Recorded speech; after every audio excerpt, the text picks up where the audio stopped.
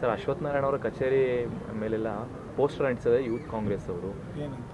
ಏನು ಮೋದಿ RSS ಮತ್ತೆ ಮೋದಿ ಅವ್ರ ವಿರುದ್ಧ ಮಂತ್ರಿಗಳನ್ನ ಹೊರಡಿಸಿದ್ದೆ ಮೋದಿ ಅವರಿಗೆ ಪೋಸ್ಟರ್ ವಾರ್ ಮತ್ತೆ ಶುರುವಾಗಿ ಯೂತ್ ಕಾಂಗ್ರೆಸ್. ಪೋಸ್ಟರ್ ವಾರ್ ಅಲ್ಲ, ನಿಮ್ಗೆ ಗೊತ್ತಿರೋ ಹಾಗೆ ಜಂತರ್ ಮಂತರ್ನಲ್ಲಿ ಸಾವಿರಾರು ಮಕ್ಕಳ ಮೇಲೆ ಲಾಠಿ ಚಾರ್ಜ್ ಆಗಿದ್ದು, ಬುಲೆಟ್ ಗನ್ಸನ್ನು ಉಪಯೋಗ ಮಾಡಿದ್ದು ನಿಜ. ಸುಪ್ರೀಂ ಕೋರ್ಟ್ನಲ್ಲಿ ನಿನ್ನೆ ವಾದ ನಡೀತಾ ಇದೆ. ಹೇಗಿದಾಯಿತು, ಯಾಕಿದಾಯಿತು, ಸ್ಟ್ಯಾಂಡರ್ಡ್ ಆಪ್ರೇಟಿಂಗ್ ಪ್ರೊಸೀಜರ್ಸ್ನಲ್ಲಿ ಬರುತ್ತಾ ಅಂತ ಕೇಳಿದಾಗ ಸರ್ಕಾರಿ ವಕೀಲರು ಬರೋದಿಲ್ಲ ಅಂತ ಕೇಳೋದು. ಮತ್ತು ಯಾರು ಆರ್ಡರ್ ಕೊಟ್ಟರು ಇದಕ್ಕೆ? ಮತ್ತು ಅದಕ್ಕೆ ಉತ್ತರ ಬೇಡವಾ? ಮೋದಿಯವ್ರು ಎಲ್ಲಿದ್ದಾರೆ, ಶಾ ಅವ್ರು ಎಲ್ಲಿದ್ದಾರೆ?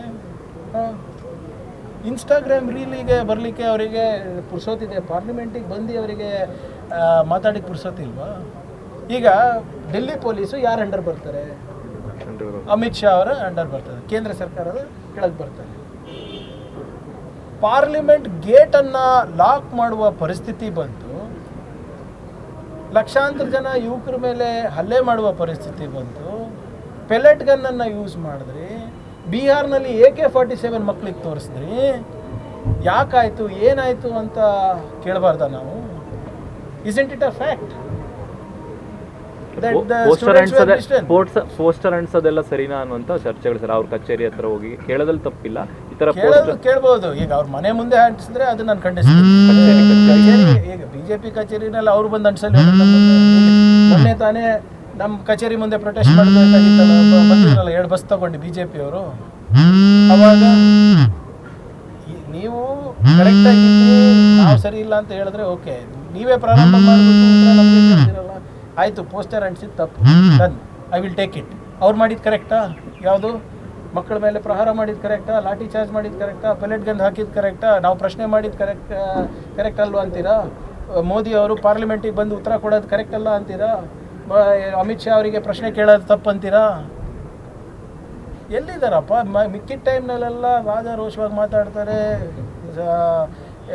ಯಾವುದು ನಿಮ್ಮ ಎಲೆಕ್ಷನ್ ಇದ್ದರೆ ಎಲ್ಲ ಇಶ್ಯೂಗಳ ಬಗ್ಗೆ ಮಾತಾಡ್ತಾರೆ. ಆದರೆ ಮಕ್ಕಳ ಭವಿಷ್ಯ ಬಂದಾಗ ಯಾಕೆ ಇವರು ತುಟಿಗಳನ್ನು ಹೊಳ್ಕೊಂಡಿದ್ದಾರೆ? ಇವರು ಖಾತೆ ಹಂಚಿಕೆ ಇನ್ನೂ ಆಗದೇ ಇರೋದ್ರ ಹಿನ್ನೆಲೆ ನಿಗದಿಯಾಗಿದ್ದ ಪೇಮೆಂಟ್ ಇನ್ನ ಹೈಕಮಾಂಡ್ ಖಾತೆಗೆ ತಲುಪಿಲ್ವಾ ಅಂತ ಪ್ರಶ್ನೆ ಮಾಡ್ತಾರೆ. ನೋಡಿ, ನಾನು ಈಗ ನೀವು ಯಾಕೆ ಎಷ್ಟು ಇಂಪಾರ್ಟೆನ್ಸ್ ಕೊಡ್ತಾ ಇದ್ದೀರಾ BJP ಅವರಿಗೆ? ವಿಪಕ್ಷ ನಾಯಕ ಅಲ್ವಾ? ಇಲ್ಲ, ವಿಪಕ್ಷ ನಾಯಕರು ಹೇಳಿ ಕರೆಕ್ಟಾಗಿ, ನೋಡಪ್ಪ ಹಿಂಗೆ ನಮ್ಮ ಹತ್ರ ಪ್ರೂಫ್ ಇದೆ, ಈಗ ಮಾತಾಡಿದ್ರೆ ಓಕೆ. ಬಾಯಿ ಚಪ್ಪಳಕ್ಕೆ ಮಾತಾಡೋಕ್ಕೆಲ್ಲ ನಾವು ರಿಯಾಕ್ಷನ್ ಮಾಡಿದ್ರೆ ಆಯಿತು. ಈಗ ನಾನು ಹೇಳೋದು ಬಿಟ್ಬಿಡಿ. ಮತ್ತೊಮ್ಮೆ ನಿಮ್ಗೆ ನೆನಪಿದೆಯಾ, ಯಡಿಯೂರಪ್ಪ ಅವರು ವೇದಿಕೆಯಲ್ಲಿದ್ದಾಗ ಒಬ್ಬ ಹಿರಿಯ BJP ನಾಯಕರು ಇವರಿಗೇನು ಗೊತ್ತು, ನಾವು ಕಪ್ಪ ಕೊಟ್ಕೊಂಡು ಬಂದಿದ್ದೀವಿ ಅಂತ ಹೇಳಿದ ನಿಮ್ಮ ಮೈಕ್ಗಳ ಕ್ಯಾಪ್ಚರ್ ಮಾಡಿದೆ ಅಲ್ವಾ? ನಿಮ್ಮ ವಿಡಿಯೋ ದೃಶ್ಯಾವಳಿನಲ್ಲೇ ಬಂತಲ್ಲ, ಅಲ್ಲಿ ಕಲ್ಚರ್ ಇರೋದು ಸರ್. ಒಬ್ಬ KSRTC ಬಸ್ ಕಂಡಕ್ಟರ್ ಹತ್ರ ಎಷ್ಟೊಂದು ಆಸ್ತಿ ಇದೆ ಅಂತಲ್ಲ, ಹೇಗೆ ಬಂತು ಅಂತ ಯತ್ನಾಳ್ ಅವ್ರು ಹೇಳ್ತಾರೆ ಕೇಳಿ. KPSC ಚೇರ್ಮನಿಗೆ 100 ಕೋಟಿ ಕಲೆಕ್ಷನ್ ಮಾಡಿದ್ರಂತಲ್ಲ, ಅವರು ಹೇಳ್ತಾ ಇರೋದು, ಇದು ನಾವಲ್ಲ. ನನಗೆ ವಿಚಿತ್ರ ಏನು ಅನಿಸ್ತಾ ಇದೆ ಸರ್, ನೀವು ದಯವಿಟ್ಟು ಅವ್ರು ಹೇಳೋದನ್ನು ನನಗೆ ಕೇಳ್ತೀರಾ? ಓಕೆ, ವಿರೋಧ ಪಕ್ಷದ ನಾಯಕರಿಗೆ ಗೌರವ ಕೊಟ್ಟು ನನ್ನ ಅಲ್ಪಜ್ಞಾನ ಏನಿದೆ ಅದನ್ನು ಉಪಯೋಗ ಮಾಡಿ ಏನೋ ಉತ್ತರ ಕೊಡ್ತೀನಿ. ಅವ್ರ ಪಾರ್ಟಿದವ್ರು ಅವ್ರ ಪಾರ್ಟಿ ಬಗ್ಗೆ ಮಾತಾಡಿದಾಗ ಅವ್ರಿಗೆ ಯಾಕೆ ಕೇಳಲ್ಲ? ನೀವು ಕೇಳಿದೀವಿ ಸರ್. ಯಾವ ಕೇಳಿಲ್ಲ, ತೋರಿಸ್ಬಿಡಿ ನನಗೆ ಒಂದ್ಸರಿ. ಏನಂತ ಕೇಳಿಲ್ಲ? ನೀವು ಯಾವ್ದು ಕೇಳಿದಿರೋ ವಿಡಿಯೋ ಬಿಟ್ಟು ಕಳಿಸ್ಕೊಡ್ತೀನಿ. ನಾನೇ ಕೇಳಿದ್ ಕಳಿಸ್ಕೊಡ್ತೀನಿ. ನೀವಲ್ಲ 1 2 3 4 5 6 7 ನನ್ನ ಚಾನಲ್, ನಾನು ಮೇನ್ ಸ್ಟ್ರೀಮ್ ನಲ್ಲಿ ನನ್ನ ಚಾನಲ್ ನಾನು ರೆಸ್ಪಾನ್ಸಿಬಿಲಿಟಿ ನಾನು ಕಳಿಸ್ಕೊಡ್ತೀನಿ. ಅದ್ರ ಜೊತೆಗೆ ನಿನ್ನೆ ತಿಮ್ಮಾಪುರ್ ಅವರು ಮತ್ತೆ ನಂಜಯ್ಯ ಮಠ ಅವರು ಆ ಮಾತಾಡೋ ವೈರಲ್ ಆಗಿದೆ. ಹೈಕಮಾಂಡ್ಗೆ ದುಡ್ಡು ಕೊಟ್ಟಿರೋ ಆಗಿದ್ದಾರೆ ಅನ್ನುವಂಥ. ಈಗ ನಂಜಯ್ಯ ಮಠ ಅವರು ಮತ್ತೆ RB ತಿಮ್ಮಾಪುರ್ ಅವರು ಬಹಳ ಸ್ಪಷ್ಟವಾಗಿ ಹೇಳಿದರು. ಈಗ ಆಡಿಯೋ ಇವ್ರ ಹತ್ರ ಇದೆ ಅಲ್ವಾ, ನಾರಾಯಣ ಸ್ವಾಮಿ ಹತ್ರನೇ ಇದೆ ಅಲ್ಲ, ನಾನೇ ಹೋಮ್ ಮಿನಿಸ್ಟರ್, ಕೊಡಿ ನನ್ನ ಕಂಪ್ಲೇಂಟ್, ಫೋರೆನ್ಸಿಕ್ ರಿಪೋರ್ಟು ತರಿಸ್ತೀನಿ, ನಿಮ್ಗೆ ಎಲ್ಲಿಂದ ಬಂತಂತ ನೀವು ಹೇಳಿ, ಅವ್ರು ಮಾತಾಡಿದಾರ ಇಲ್ಲ ಅಂತ ನಾನು ಹೇಳ್ತೀನಿ, ಒಂದು ಕಂಪ್ಲೇಂಟ್ ಕೊಡಿ. ಸುಮ್ಮನೆ ಈಗೆಲ್ಲನೂ ಇದು ಯಾವುದೋ ಒಂದು ಆಡಿಯೋ ಸಿಕ್ಕಿದೆ ಅಂದ್ಬಿಟ್ಟು ಅವ್ರು ಹೇಳೋದು, ಅದಕ್ಕೆ ನಾವು ರಿಯಾಕ್ಟ್ ಮಾಡೋದು. ಈಗ Narayana Swamiji Chaluvadi is my best friend, ಹೌದಾ? ಕೂಡ ಕೇಳಿ ನನಗೆ, ನಮ್ಮ ಯಾವಾಗಿಂದ ಮೆಂಟಲ್ ಬ್ರದರ್ ಅಲ್ಲ best friend ಅವ್ರಿ sir? ಏನು ಗೊತ್ತಿಲ್ಲ, ಈಗ ನೀವು ಹೇಳಿದ್ಮೇಲೆ ಅಂದ್ಕೊಂಡಿದ್ದೀನಿ. ಯಾಕಂದರೆ ನಾನೇ ಹೋಮ್ ಮಿನಿಸ್ಟರು, ಅವ್ರು ಹೇಳಿದ್ದನ್ನು ನಾನು ಗಂಭೀರವಾಗಿ ತೊಗೊಬೇಕು. ಅವ್ರು ಕೊಡಲಿ, ನನಗೆ ಅವ್ರು ಕಂಪ್ಲೇಂಟ್ ಕೊಡಲಿ, ಇಂಥದ್ದು ಒಂದು ಬಂದಿದೆ, ಇದನ್ನು ಫೊರೆನ್ಸಿಕ್ ಆಡಿಟ್ ಮಾಡಿಸಿ ಇದು ಸತ್ಯಾಂಶ ಏನಿದೆ ಅಂತ ನೀವು ನನಗೆ ಹೇಳಿದ್ರೆ ಅದನ್ನು ನಾವು ಅಸೆಂಬ್ಲಿಗೆ ಪ್ರೆಸೆಂಟ್ ಮಾಡ್ತೀನಿ. ಅದೇನಿದೆ. So Yatindra minister has said that caste system is only because of Hindu religion. Hindu Rashtra is going to nothing bigger than crime than Hindu Rashtra is what Ambedkar said. See, I would strongly urge BJP people to study the writings of Baba Saheb Ambedkar, where he has very clearly said the dangers and the perils of having a Hindu Rashtra. While the BJP wants to celebrate Dr. Baba Saheb Ambedkar, they don't want to heed his advice on such issues. Let them read Annihilation of Caste, written by Dr. Baba Saheb Ambedkar. Let them read Riddles of Hinduism, written by Baba Saheb Ambedkar. And more importantly, this has nothing to, Hindutva has nothing to do with the ancient traditions of Sanatan Dharma. That is a 3,000-year-old culture. That's a way of life.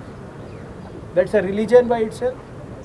Hindutva is a concept floated by Mr. Savarkar. That has nothing to do with anybody.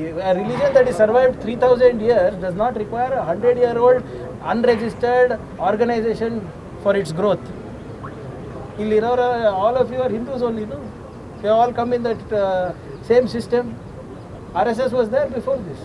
When your grandfather was there, when your great-grandfather was there, RSS was there. See, this RSS is the one that is sowing communal seeds, that is creating discontentment among people. Please listen to the last speech of Dr. Baba Saheb Ambedkar in the Constituent Assembly. He asks the question, who are anti-nationals? And he says that those people are the real anti-nationals who create jealousy and animosity between castes, between religion. They are the real anti-nationals because they are the ones who create hurdles and barriers for the economic and social progress of the country. And in this situation, who are the ones sowing seeds of communal? Who are the ones sowing communal seeds? It's the RSS and the BJP. Sir, and the union government wants to place the delimitation bill, and they approached the LOP also yesterday. And LOP See, is very firm on its clearly, stand. the delimitation bill is to take control of the delimitation commission. Just like how they have taken control over the election commission, that is the exact way they want to do with the delimitation bill. They want to redraw boundaries based on demography, based on communities, based on religion.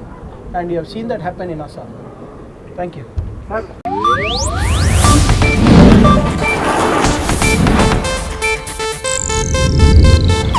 ಇದು Asianet news network ಪ್ರಸ್ತುತಿ.